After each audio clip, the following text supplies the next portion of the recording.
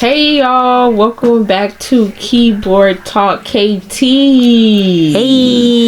I really thought you was going to do it with me. Oh, sorry y'all. Okay. Happy New Year. This is our first one of the year. 2020. We alive. We made it. Yes. Gotta be grateful. So for us, this is like ain't this like the first week? Yeah, this is the well, no, not really. Not okay, y'all, it's like the second week of 2020, but we gonna consider this like the first week of 2020. Yeah.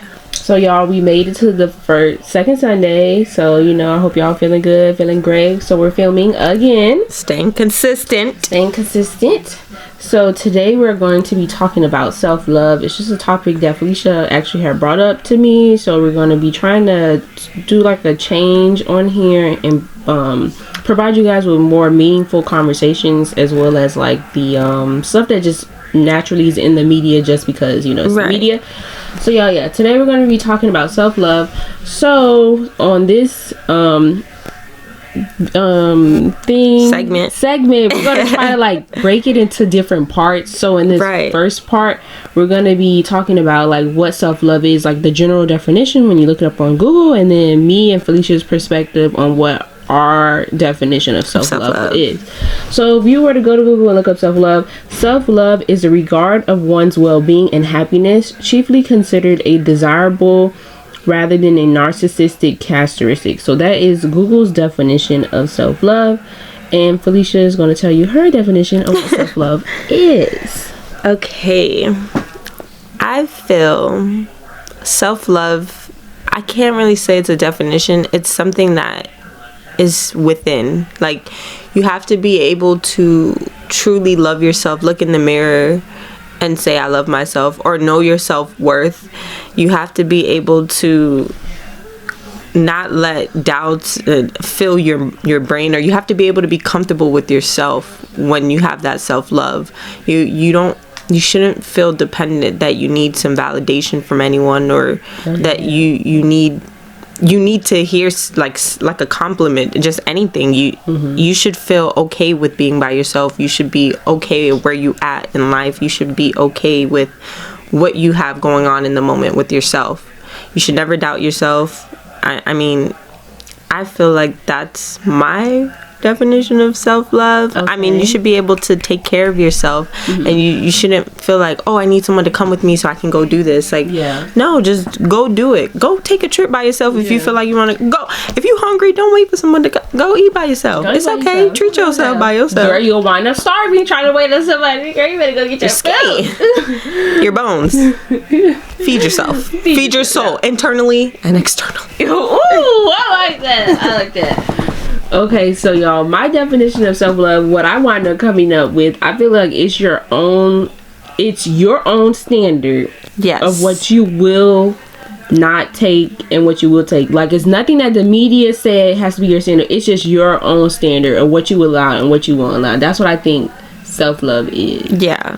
That's what I thought it was. And then y'all, we asked y'all on our platforms, that's why you need to be following us. So we asked our followers like what self-love meant for them, what their definition, and we only got one response, but we're gonna highlight her. So this is Anna Love, and she responded, Anna. Yes, Anna girl. It says being weird in public and not caring what people think as long as I'm comfortable. So that was her definition of what she considered self-love to be. I used to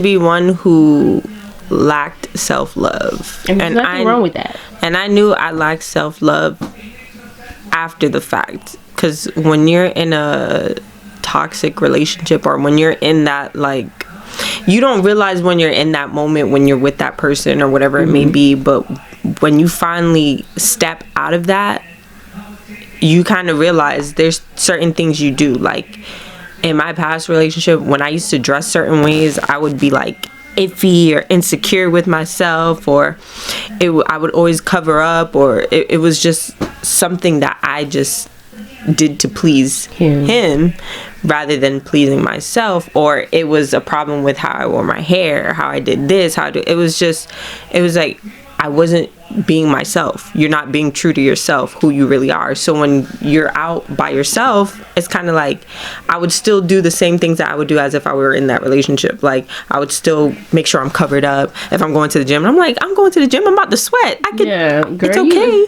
You might die. It's okay. You don't have to wear a long sleeve and cover your arms. You don't have to be in a nun suit to be out. Like, even if you don't have the best body, embrace it. It doesn't matter. It's your body. God put you on this world the way he created you. You're perfect in his eyes, and that's the only person's eyes that really matters in the end of the day.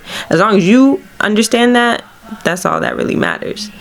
I think I was trying to figure out, okay, so you want to talk about like how did we know? Well, since you already said how do we know, well, that's how you knew you had self-love, or that's how I knew I lacked it. It took me being by myself to learn myself, learn how to love myself, learn how to be okay with myself and all my imperfections. And even if it's someone giving me a compliment, I still to this day, if you give me a compliment, I'm like, yeah, don't. I don't like that. I don't want to say like, oh, I'm just trying to be humble. I just compliments are weird for me. I'm still getting used to that stuff. When people give me a compliment, I'm like, okay, sure. I'm like, whatever, it's fine. You look good too. Please stop. It makes me awkward, but it's just stuff like that. You have to be. But you gotta get used to it. You have to get used to it. And then when I was alone, I grew my relationship with God, like from 0 to 100 type thing. Like, I would pray here and there, blah, blah, blah. When things would happen, you need it in that moment, I would pray. But in that time frame when I was alone, I was just like, that's when I got to find myself. That's when I knew what I wanted to do. It was just like everything was clear. It was like that moment of clarity where everything was just like clicking, like, this is what I'm gonna do, this is what I'm here for, blah blah blah. It's like you start to find yourself, purpose, your love, your worth, all that good stuff. It's a beautiful thing. It really is. Like, don't ever feel like you're stuck or like you have to be where you are if you're like especially if you're in a toxic relationship. Because it is okay to leave. It's okay to walk away. It's okay to walk away, because that moment when you're by yourself, you're gonna think yourself more than what you would be while stuck in that relationship. Yeah. So that's true too. So y'all, don't be afraid to walk away, because I know it's hard, because you do love that person, honestly, God, but and you can't be more stuck important. On potential. Yeah, you are more important than that person. At least when you're noticing that, dang, this is starting to get a little toxic. I need to step back and focus on myself, because maybe you sort of kind of lost yourself, or you just seen like you started changing your ways, but it wasn't in a way that you thought was better for you, in a sense. Like, you felt like you had to belittle yourself to make him feel good, and that should never be the case. Right. Like, y'all should be equal. Y'all should be able to equally be yourself, because heck, that's what probably attracted him to you, is you being yourself. So you like not being yourself in a relationship, the compromise for him. No, it's 2020, y'all. We're not doing no stuff like that. We're not doing no stuff like that. So Felicia basically transitioned so smoothly into like the example of like, when did she know that she had self-love? In her case, she lacked it. Felicia asked me this when we were talking about bringing up this topic, y'all, and honest to God, I really kind of didn't know. Think about it.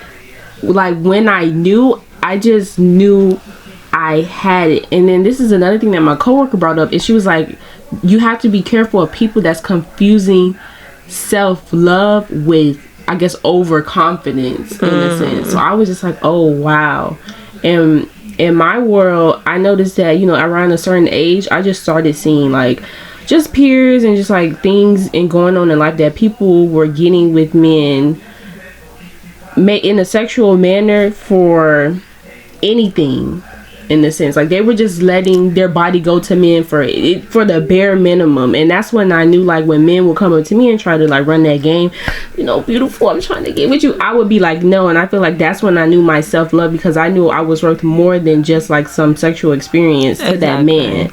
So I guess like that's when I knew, like, okay, like, I know I have self-love, because I'm okay with passing this up. Because y'all, Men come like bust. I don't know why people be thinking like, oh no, I'm never gonna get a man. Y'all, men come all the time. Like, so don't ever be feeling like. And when you're not looking, that's when they come to you. Don't go searching for it. Just let it happen. Y'all, men gonna come. You could have a trash bag on, and every girl knows I'm talking about. You have a trash bag on.